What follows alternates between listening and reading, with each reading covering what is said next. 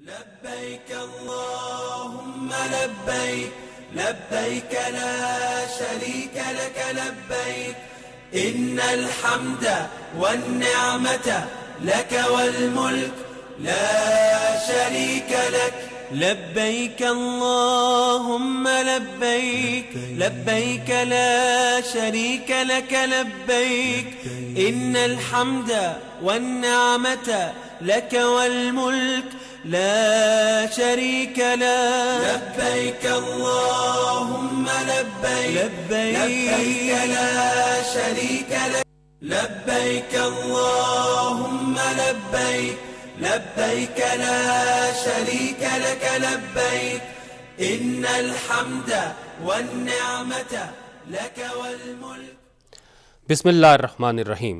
السلام علیکم ورحمۃ اللہ وبرکاتہ۔ اللہم صلی علی سیدنا و مولانا محمد و علی آلہ و اصحابہ اجمعین۔ پاکستان ٹیلی ویژن اور وزارت مذہبی امور و بین المذاہب ہم آہنگی کے اشتراک سے حج 2018 کے حوالے سے پروگرام لبیک اللہم لبیک کے ساتھ آپ کا میزبان ناصر فرید حاضر خدمت ہے۔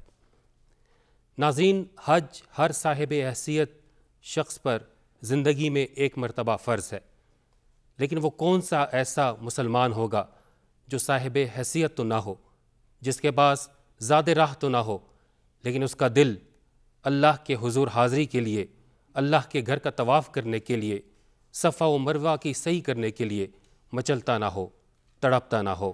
ہر مسلمان کا دل مچلتا ہے، ہر مسلمان کا دل تڑپتا ہے کہ وہ اس در اقدس پر حاضر ہو، اللہ کے گھر کا طواف بھی کرے، حجر اسود کو بوسہ بھی دے، منا مزدلفہ اور وقوف عرفہ بھی کرے، اور اللہ کی رحمتوں اور برکتوں کا حقدار ٹھہرے، اپنے دامن کو اللہ کی رحمتوں سے بھر لے، اپنے گناہوں کو اللہ سے معاف فرما دے۔ ہر انسان کی یہی خواہش ہوتی ہے، اور یہ خواہش اصل میں اللہ رب العزت کا قرب حاصل کرنے کا ذریعہ بنتی ہے، اللہ رب العزت کو راضی کرنے کا ذریعہ بنتی ہے۔ ہر انسان ساری زندگی یہی کوشش کرتا ہے کہ وہ اللہ کو راضی کر لے، وہ اللہ کا قرب حاصل کر لے، اور یہ حج اللہ کا قرب حاصل کرنے کا بہترین ذریعہ ہے۔ ناظرین، ہر انسان اپنے آپ کو اللہ کی آغوش میں دینے کے لیے ہر وقت تیار رہتا ہے، اور اس کی یہی کوشش ہوتی ہے کہ وہ اللہ کی رحمت کی آغوش میں آ جائے، اس پر اللہ کی رحمتیں اور برکتیں برسیں۔ اور جس جگہ کو اللہ رب العزت نے اپنا گھر کہا، اور پھر اپنے جلیل القدر انبیاء اور پیغمبر حضرت ابراہیم علیہ السلام کے ذریعے سے لوگوں کو اس گھر کی طرف آنے کی دعوت دی، اس گھر کی طرف ہر انسان کا دل اسی طرف ہے، اسی طرف ہم کھڑے ہو کر اللہ کے حضور سجدہ ریز ہوتے ہیں۔ ہمارا قبلہ بھی وہی ہے، ہمارا کعبہ بھی وہی ہے، اور ہم اسی کے حضور اللہ سے مانگتے ہیں۔ ایک حاجی جب اپنے گھر سے نکلتا ہے تو گھر سے قدم بائیں رکھنے کے ساتھ ہی وہ اللہ کی رحمتوں کا حقدار ٹھہرتا ہے، وہ عبادت میں ہے، اور پھر جب وہ واپس آتا ہے، واپس آنے تک وہ اسی طرح عبادت میں ہے۔ جس طرح یہ حاجی گھر سے نکلنے کے بعد عبادت میں ہے، اسی طرح اس حاجی کی خدمت کرنے والے بھی عبادت میں ہی ہیں۔ اور جیسا کہ آپ کو معلوم ہے، وزارت مذہبی امور و بین المذاہب ہم آہنگی اس طرف کوشاں ہے، اور وہ دن رات محنت کر رہی ہے کہ جو حجاج کرام ہیں ان کے لیے سہولیات فراہم کی جائیں، ان کو آسائشیں دی جائیں، ان کے لیے بہتر مواقع پیش کیے جائیں۔ اسی حوالے سے آج کے ہمارے اس پروگرام میں آج کے میزبان ہیں انتہائی معزز جناب وفاقی وزیر مذہبی امور عزت مآب محمد یوسف شیخ صاحب۔ سر، ہم آپ کو آج کے اس پروگرام میں خوش آمدید کہتے ہیں۔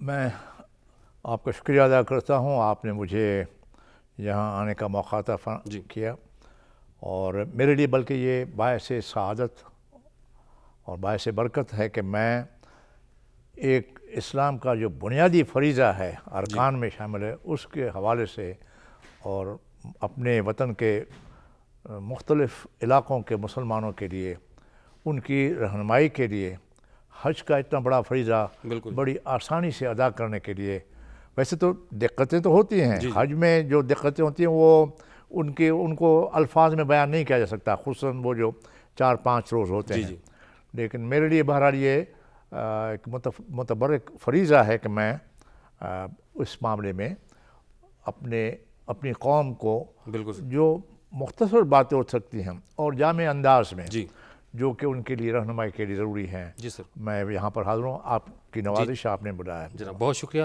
سر. ماشاءاللہ یہ جو حجاج کرام ہیں یہ اللہ کے مہمان ہیں، اور ہمارے گھر ویسے کوئی مہمان آ جاتا ہے تو اس کی میزبانی کے لیے انسان کوشش کرتا ہے کہ اس کو بہتر انتظامات دیے جائیں، اس کی اچھی طرح سے خدمت کی جائے. اور ماشاءاللہ آپ جو پاکستانی حجاج کرام ہیں اس کے میزبان اعلیٰ ہیں. آپ کے انڈر ہی اور آپ کی سربراہی میں ہی ساری منسٹری جو ہے وہ کام کر رہی ہے، اور آپ کو یہ بہت بڑا اعزاز حاصل ہوا ہے کہ آپ اللہ کے مہمانوں کے میزبان ہیں ماشاءاللہ. اور اس سے بڑی سعادت اور کیا ہو سکتی ہے؟ میں اللہ تعالیٰ کے حضور سجدہ شکر ادا کروں، جتنے بھی سجدہ شکر ادا کروں کم ہیں بالکل کہ میں اتنا مجھے اعزاز ملا ہے. جی جناب آپ کی وزارت نے اس دفعہ ماشاءاللہ ایک نیا کام شروع کیا ہے. فنگر پرنٹس اور بایو میٹرک تصدیق کے ذریعے سے حجاج کرام جو ہیں وہ ان کا وقت بھی بچے گا. میں چاہوں گا تھوڑا سا اس حوالے سے بتائیں کہ یہ فنگر پرنٹس اور بایو میٹرک جو ہے اس کی تصدیق کیا ہے اور یہ کہاں پر ہوگی؟ یہ اس وقت تو پاکستان میں ہو رہی ہے، اور جیسے کہ آپ کو پتہ ہے کہ بایو میٹرک کا مقصد کیا ہوتا ہے. بایو میٹرک کا مقصد ہوتا ہے دی جینیوننیس آف دی آئیڈینٹی، یعنی جو شناخت ہے اس کا اصلی ہونا. تو یہ بایو میٹرک ایک سائنٹیفک طریقہ ہے، تو وہ انہوں نے رائج کیا ہوا. اور یہ چونکہ اس معاملے میں پہلے ان کے تلخ تجربات ہیں سعودی، تو سعودی حکومت نے انہی کے خواہش پر، انہی کے مرضی کے مطابق یہ بایو میٹرک ہو رہی ہے، جو کہ اس وقت پاکستان میں کوئی تقریباً 26 مراکز بڑے بڑے شہر جو ہیں، جس میں کراچی، حتیٰ کہ رحیم خان بھی شامل ہے، سکھر شامل ہے، حیدرآباد شامل ہے، اس طرف لاہور، ادھر پشاور اور بنو یا چارسدہ، نوشہرہ، کوئٹہ. یعنی وزارت نے چھوٹے شہروں کو بھی کور کیا.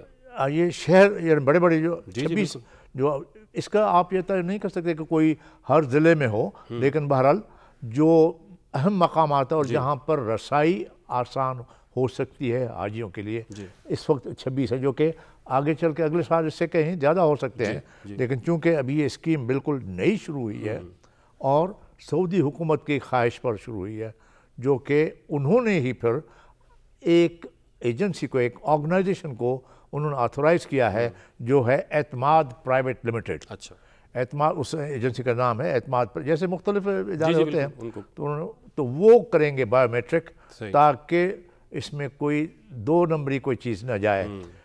دی جینیوننیس آف دی آئیڈینٹی، یہ اس وجہ سے شروع کیا. ماشاءاللہ آپ کی وزارت نے اس کو عمل درآمد بھی اس پر شروع کر دیا. اگر کوئی عازمین حج جو ہے وہ یہ فنگر پرنٹس نہیں کراتا، بایو میٹرک تصدیق نہیں کراتا، تو کیا اس کو مشکلات کا سامنا کرنا پڑے گا؟ یہ لازمی اس کے بغیر جا ہی نہیں سکتا. صحیح. جی ہاں، یعنی ہر حاجی کو چاہیے کہ وہ اپنی بایو میٹرک جو ہے تصدیق کرا رہے. سر یہ جو حج پروازوں کا شیڈیول جو ہے وہ آ چکا ہے، اور کب سے شروع ہو رہی ہیں یہ حج پروازیں؟ پہلی پرواز 14 جولائی سے شروع ہوگی اور یہ 15 اگست تک جاری رہیں گی. اچھا، 14 جولائی سے 15 اگست، جس کا مطلب کہ پورا مہینہ. صحیح. یوں سمجھ لیجیے کہ پورا ذی قعدہ مہینہ یہ پورے کا پورا جاری رہے گی. صحیح.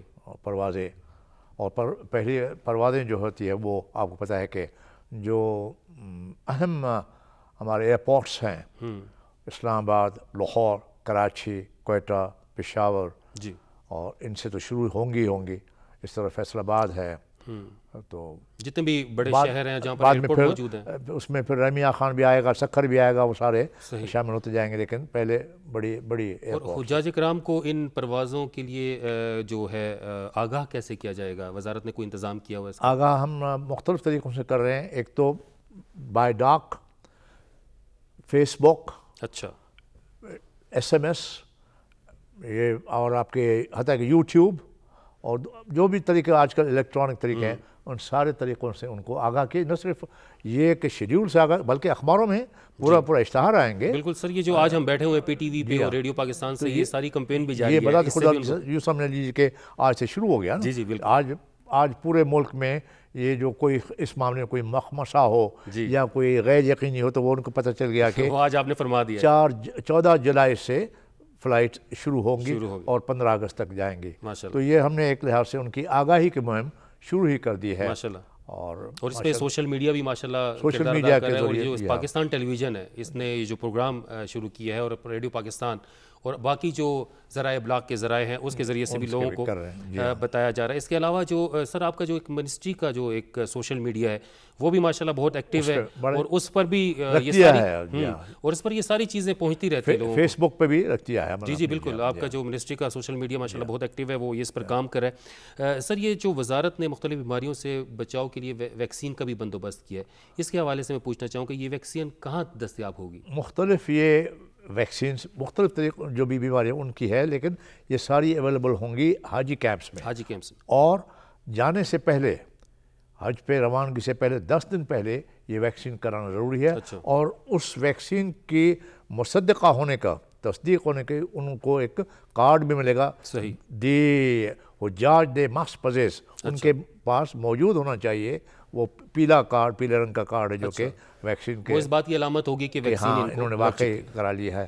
ویسے بھی وہ اس معاملے میں نہ صرف سعودی لیکن ہر حکومت یا پھر ہم بھی ہوں, ویسے بھی وہ جو ٹرانسمیبل ہوتی ہے نا, ٹرانسفربل ڈیزیز ہوتی ہے یا کچھ اور چیز ہوتی ہے, تو دے وڈ ناٹ لائک, کیونکہ لکھوں کا تقریباً کوئی 30 لاکھ حجاج وہاں کے جمع ہوتے ہیں, تو ان کے صحت مند ہونے کا وہ انتہائی بنیادی بات ہے کہ they must be cleared by their medical authorities, doctors. صحیح. جو حجاج کرام کے جو پاسپورٹ پہ ویزا لگ چکا ہے, وہ ویزا اور پاسپورٹ ان کو کیسے فراہم کیا جائے؟ حاجی کیمپ سے جو متعلقہ حاجی کیمپس ہیں وہاں سے 2 دن پہلے ان کو یہ ویزا لگا ہوا پاسپورٹ مل جائے گا, اور وہ یقیناً, اور پاسپورٹ ہمیشہ اپنے پاس رکھیں, محفوظ رکھیں, اس کی باقاعدہ حفاظت کریں تاکہ کہیں ادھر ادھر نہ ہونے کو. سر یہ پاکستان میں تو ویکسین کا بندوبست کیا گیا, کیا مکہ میں اور مدینہ میں وہاں پر بھی جو حجاج کرام بیمار ہو جاتے ہیں تو کیا اس قسم کا کوئی بندوبست وہاں پر موجود ہے؟ یقیناً ہے, اور ہر سال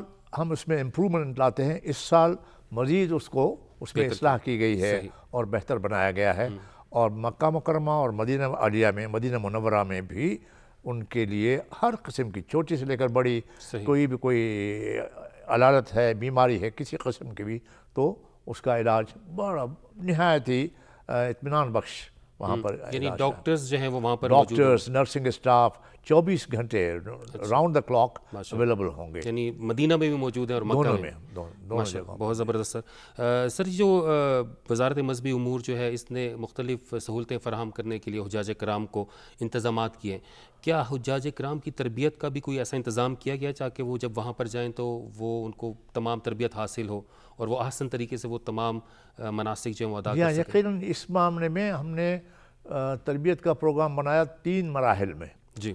تو اس کے جو 2 مراحل ہیں وہ تو طے ہو چکے ہیں ایون رمضان سے پہلے. اچھا, ماشاءاللہ. کہ انہوں نے کس طرح اپنے آپ کو کنڈکٹ کرنا ہے, کیسے جانا ہے, کہاں جانا ہے, کیا کرنا ہے.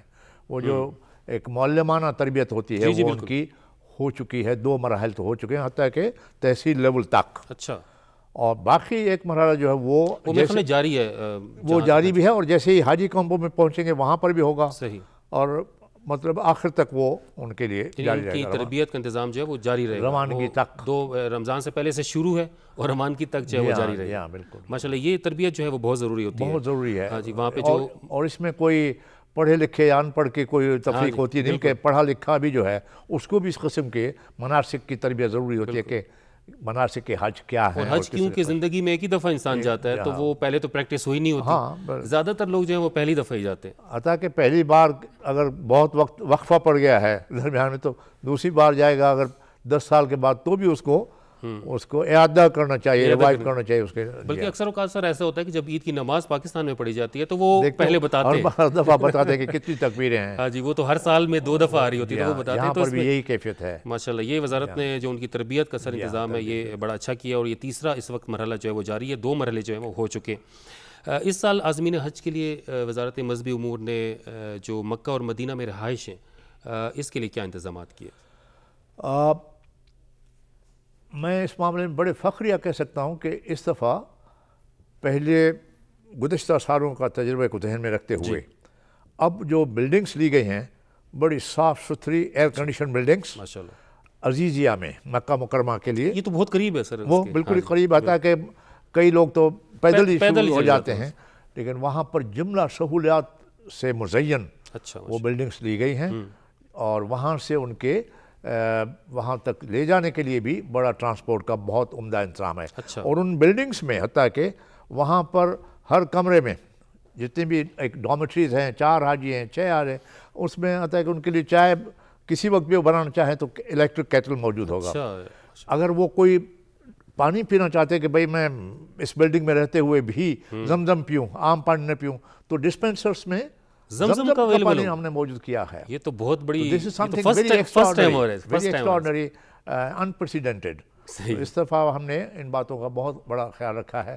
اور آپ کو یاد ہونا چاہیے کہ یا میں یاد دلاتا چلوں کہ گزشتہ سال کا تجربہ اس معاملے میں ہمارے لیے وہ بھی رہنمائی رہی ہے کہ گزشتہ سال بھی پاکستان اپنے کئی ممالک میں واحد ملک تھا جس کی کوئی بس راستے میں اسٹک اپ نہیں ہوئی. اچھا ماشاءاللہ یہ بڑی بات ہے. ساری اپنے منزل جہاں سے شروع ہوئی تو منزل تک پہنچی بغیر کسی پرابلم کے. ویسے زیادہ تر وہاں پہ حاجیوں کو جو مسائل ہوتے ہیں وہ یہی ہوتے ہیں کہ وہ پیدل چلنے سے ان کو. تو یہاں پر ابھی ہم نے وہ نئی بسیں جو ہوتی ہیں ہم وہ ہائر کرتے ہیں اور اس میں یقینی بناتے ہیں کہ ان میں کوئی مسئلہ نہ آئے. صحیح.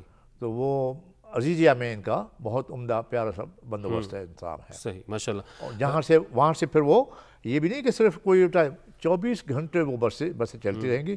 جس وقت وہ جانا چاہیں جائیں اور جس وقت وہاں سے حرم شریف سے واپس آنا چاہیں ان کے لیے بسیں موجود ہیں. یعنی ہوٹل سے حرم تک اور حرم سے واپسی تک. اور اسی طرح مدینہ میں بھی ہوگا. مدینہ سے ادھر مدینہ میں تو خیر ضرورت اتنی نہیں پڑتی. یہاں زیادہ ضرورت ہے. یہاں پر وہاں پر مسجد نبوی کے قریب ہی ہم نے وہاں پر مرکزیہ میں ان کے لیے رہائش کا بندوبست کیا ہے جو کہ جسٹ واکنگ ڈسٹینس ہوتا ہے. وہاں پر جو ہوٹلس ہیں وہ بھی عمدہ قسم کے ہوٹلس. اور میں آپ کو یہ بھی پتہ چلوں کہ گزشتہ یہ ماضی میں ایسے شاید ہی ہوا ہو لیکن اس دفعہ یقینی بنایا جا رہا ہے کہ حاجیوں کو 3 وقت کا کھانا ملے. اچھا. بریک فاسٹ سے لے کر آخر تک. حالانکہ یہ جو کچھ پرائیویٹ ہوتی ہے یا کچھ اور جگہ ہوتی ہے تو وہاں پر 2 وقت کا کھانا بھی بہت مشکل ملتا ہے لیکن یہاں پر 3 وقت کا کھانا پھر درمیان میں چائے وغیرہ سب کچھ ٹھیک ٹھاک اور پراپرلی وہ ایک ہائیجینک مینیو نرشنگ اور نیوٹریشن کا خیال رکھتے ہوئے ایک متوازن غذا کے پہ مبنی اس قسم کا مینیو تیار ہوگا. سر یہ جو کھانا ہے یہ مینا میں بھی ملے گا یا صرف ہوٹل؟ جی بالکل یقیناً. اچھا ماشاءاللہ. آپ نے جو انتظامات کیے رہائش کے حوالے سے تو یہ کیونکہ آپ کی تمام رہائش جو ہے وہ آپ نے قریب تر لی ہے مکہ میں بھی اور مدینہ میں تو مرکزیہ میں ہے تو وہاں تو بسوں کی ضرورت پڑتی نہیں ہے. تو یہ ماشاءاللہ وزارت کی بڑی کامیابی ہے کہ حجاج کرام کے لیے قریب تر جو رہائش ہے اس کا انتخاب کیا گیا. اب جو باقی 4 دن ہوتے ہیں خاص جو مناسک کے لیے جب منا سے پھر عرفات جانا ہوتا ہے تو منا میں ہوتے ہیں ان کا لفظ استعمال ہوتا ہے مکاتب مکتب ہوتے ہیں جو وہاں پر انہوں نے دیے ہوئے تھے. تو ہمارے جو مختلف مکاتب ہیں ان میں سے کچھ تو ہیں اچھی خاصی تعداد تو ہے وہ جو کہ وہاں پر ریلوے کے قریب ہے. تو وہ ریلوے کے قریب جو ہے تو وہ ریل سے جائیں گے عرفات. اچھا. اور باقی جو ہیں وہ بسوں کے ذریعے جائیں گے.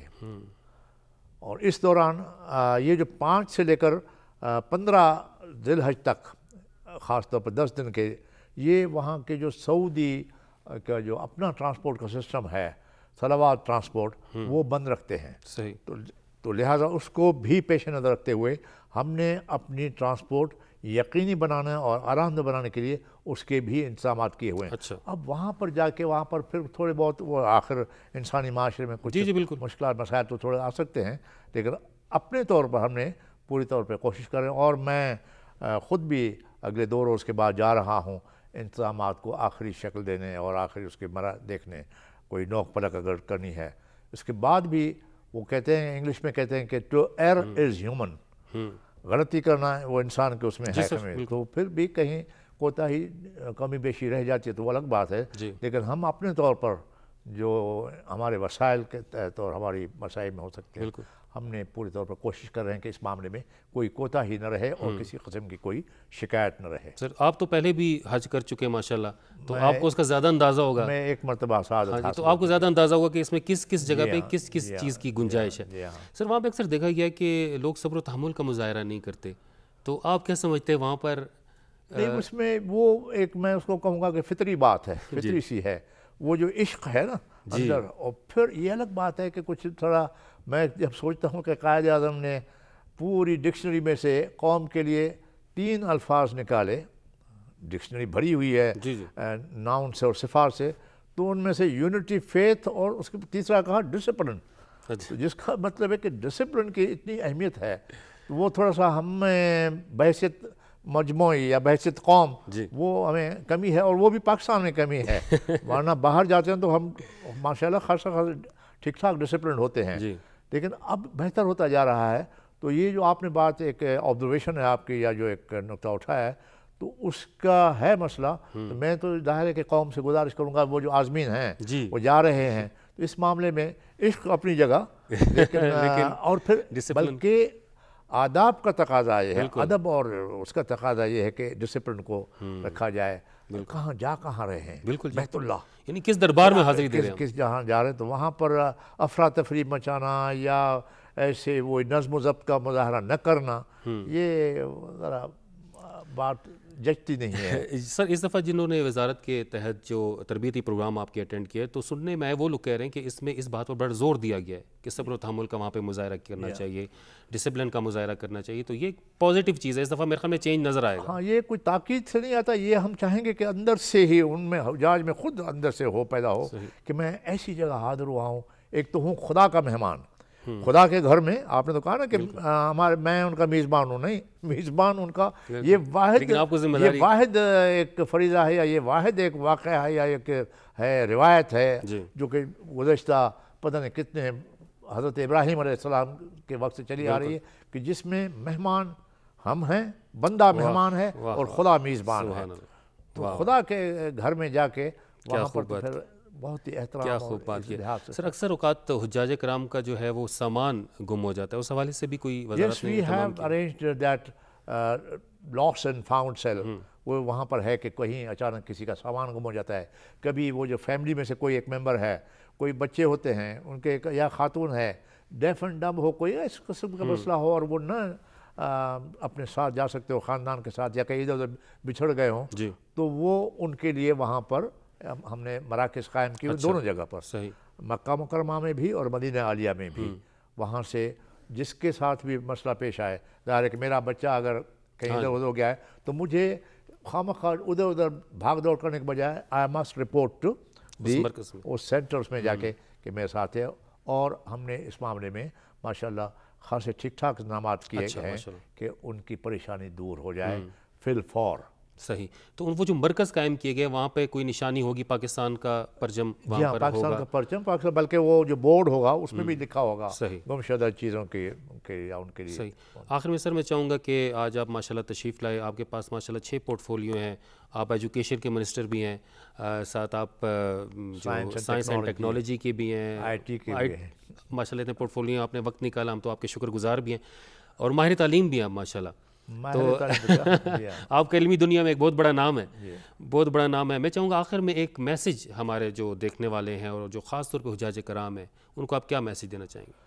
میسج تو ایک لحاظ سے آپ نے اس کی بات نشاندہی کر دی، اور ہم نے بات بھی کر لی کہ ہم یہاں سے عزم کر رہے ہیں جانے کا، محبت، اور 2 باتیں اس میں، ایک تو ایمانیات کا پہلو اور دوسرا محبت کا پہلو۔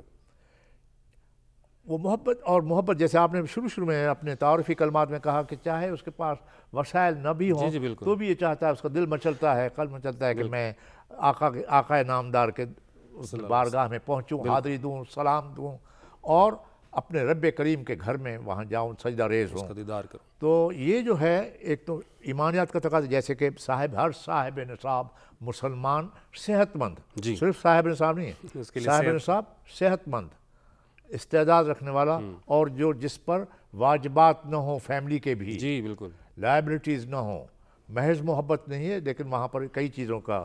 تو ان باتوں کو رکھتے ہوئے سب سے جو میری گزارش ہوگی حجاج کرام جو جانے والے ہیں، ایک تو خیر جب انہوں نے نیت کی ہے اور ان کا فارم قبول ہو گیا ہے یا ایکسیپٹ ہو گیا ہے، ان کو مل گیا، تو ایک لحاظ سے وہ حاجی بن ہی گئے۔ جی، تو کیونکہ عمل کا دار و مدار تو نیت پر ہے نا۔ جی بالکل، اور میرے آقا بڑے خوش نصیب ہیں وہ لوگ سر، میرے آقا کے حدیث مبارک کے مومن کی نیت عمل سے زیادہ اہمیت رکھتی ہے، تو وہ حجاج ہی ہو گئے، تو میں ان کو حجاج ہی کہوں گا، عازمین حج نہیں بلکہ حجاج ہی کہوں گا۔ ویسے تو خیر عازمین حج لغوی لحاظ سے تو عازمین حج ہی کہیں گے۔